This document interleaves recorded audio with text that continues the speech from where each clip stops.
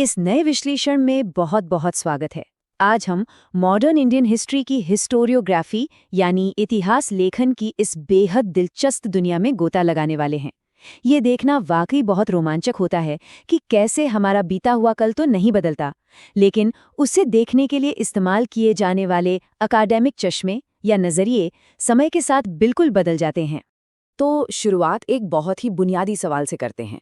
क्या इतिहास वाकई में बदलता है या फिर ये सिर्फ कुछ तय घटनाओं का एक समूह है जिसे हम समय के साथ अलग-अलग तरह से इंटरप्रेट करते हैं? देखिए, सच्चाई तो यही है कि जो हो चुका है उसे बदला नहीं जा सकता, लेकिन उसे समझने का हमारा नजरिया लगातार विकसित होता रहता है ना दिलचस्प?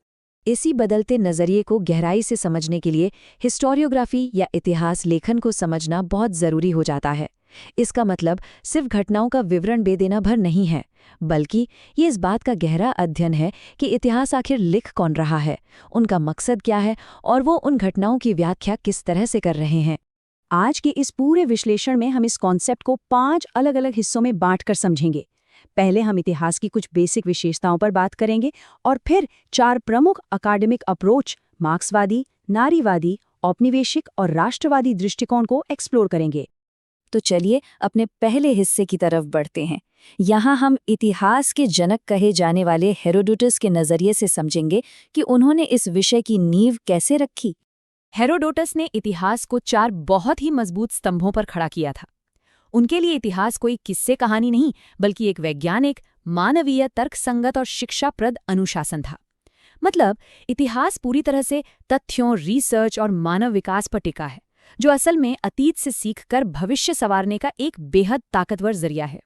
इस मजबूत नींव के बाद अब हम अपने पहले प्रमुख नज़रिए यानी मार्क्सवादी दृष्टिकोण की ओर बढ़ते हैं। जैसा कि नाम से ही जाहिर है, ये कार्ल मार्क्स की फिलॉसफी से बहुत गहराई से प्रभावित है। अब इसमें ध्यान देने वाली सबसे अहम बात यह है कि मार्क्सवादी इतिहासकार बीते कल को मुख्य रूप से आर्थिक उद्देश्यों, द्वंद्वात्मक प्रक्रियाओं और एक कभी न खत्म होने वाले वर्ग संघर्ष यानी क्लास स्ट्रगल के चश्मे से देखते हैं। सीधा सा फंडा है, समाज आगे ही तब बढ़ता है जब अलग अलग विरोधी विचारों और आर्थिक ताकतों के बीच टकराव होता है। इस नज़रिए की सबसे दिलचस्प बात यह है कि ये पूरे समाज को 2 बिल्कुल साफ हिस्सों में बांट देता है। एक तरफ हैं शोषक, जिनका संसाधनों और पूंजी पर पूरा कब्जा है, और दूसरी तरफ हैं शोषित, यानी वो मजदूर और किसान जो असल में जमीन पर उतरकर उत्पादन का सारा काम करते हैं। सोर्स मटेरियल हमें बताता है कि ये जो लगातार चलने वाला वर्ग संघर्ष है ना, ये आखिरकार साम्यवाद यानी कम्युनिज्म की तरफ ले जाता है। थ्योरी ये है कि जब शोषित वर्ग अपने शोषण को पूरी तरह समझ लेता है और बराबरी की मांग पर अड़ जाता है, तो एक ऐसा समाज बनता है जहां कोई वर्ग नहीं होता, एकदम बैलेंस।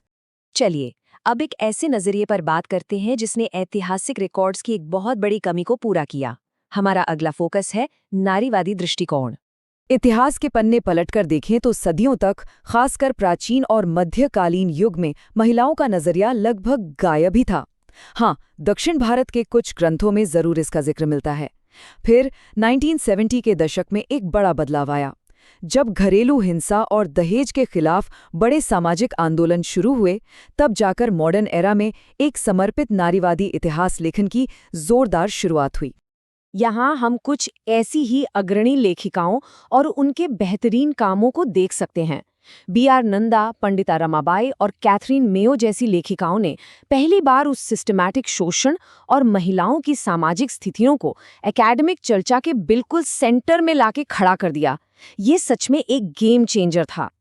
इसके बाद हम मॉडर्न इंडियन हिस्ट्री के सबसे प्रभावशाली और विवादित नजरिए की तरफ आते हैं, औपनिवेशिक दृष्टिकोण। भारतीय इतिहास की शुरुआती समझ इसी से आकार ले रही थी। ये अप्रोच सीधे तौर पर उन देशों के अधिकारियों ने लिखी थी जो खुद भारत पर राज कर रहे थे। अब जाहिर है, इसका मुख्य मकसद अपनी पश्चिमी संस्कृति को महान और उन्नत दिखाना था, और वहीं भारतीय समाज को एकदम पिछड़ा और स्थिर बताकर अपने शासन को पूरी तरह से सही ठहराना था। वैसे औपनिवेशिक लेखन में भी अलग अलग तरह के विचार थे। जहां लॉर्ड मैकाले अपनी राइटिंग में ब्रिटिश प्रशासकों की तारीफों के पुल बांध रहे थे, वहीं सर हेनरी मेन ने ग्रामीण समुदायों की न्याय व्यवस्था का अध्ययन किया। W.H. मॉरलैंड ने अपना फोकस अर्थव्यवस्था पर रखा, तो चार्ल्स ग्रांट जैसे लोगों ने ईसाई मिशनरी कामों को प्रमोट करने के लिए भारतीय परंपराओं की जमकर आलोचना की। लेकिन शायद इस पूरे औपनिवेशिक इतिहास लेखन में सबसे कुख्यात काम जेम्स मिल का रहा। 1817 में उन्होंने बिना किसी ठोस आधार के भारतीय इतिहास को सिर्फ और सिर्फ धर्म के नाम पर बांट दिया। हिंदू काल, मुस्लिम काल और ब्रिटिश काल, इसका सीधा सा एजेंडा ब्रिटिश वर्चस्व को स्थापित करना था। और सच कहूं तो सबसे ज्यादा हैरान करने वाली बात तो ये है कि जेम्स मिल ने अपनी ये बेहद प्रभावशाली हिस्ट्री ऑफ ब्रिटिश इंडिया तब लिख दी थी जब उन्होंने भारत की धरती पर कभी कदम तक नहीं रखा था। जी हाँ, उन्होंने पूरी तरह से ब्रिटिश अधिकारियों की भेजी गई रिपोर्ट्स पर ही आंख मूंद कर भरोसा कर लिया था। इतने बड़े औपनिवेशिक पक्षपात के बाद एक तीखी प्रतिक्रिया होना तो तय था, और यहीं से हमारा आखिरी नजरिया सामने आता है, राष्ट्रवादी दृष्टिकोण। विचारधाराओं के इस टकराव को समझना बहुत आसान है। एक तरफ औपनिवेशिक नजरिया था जो भारतीय संस्कृति को नीचा दिखा रहा था, तो उसके ठीक जवाब में राष्ट्रवादी नजरिया खड़ा हुआ।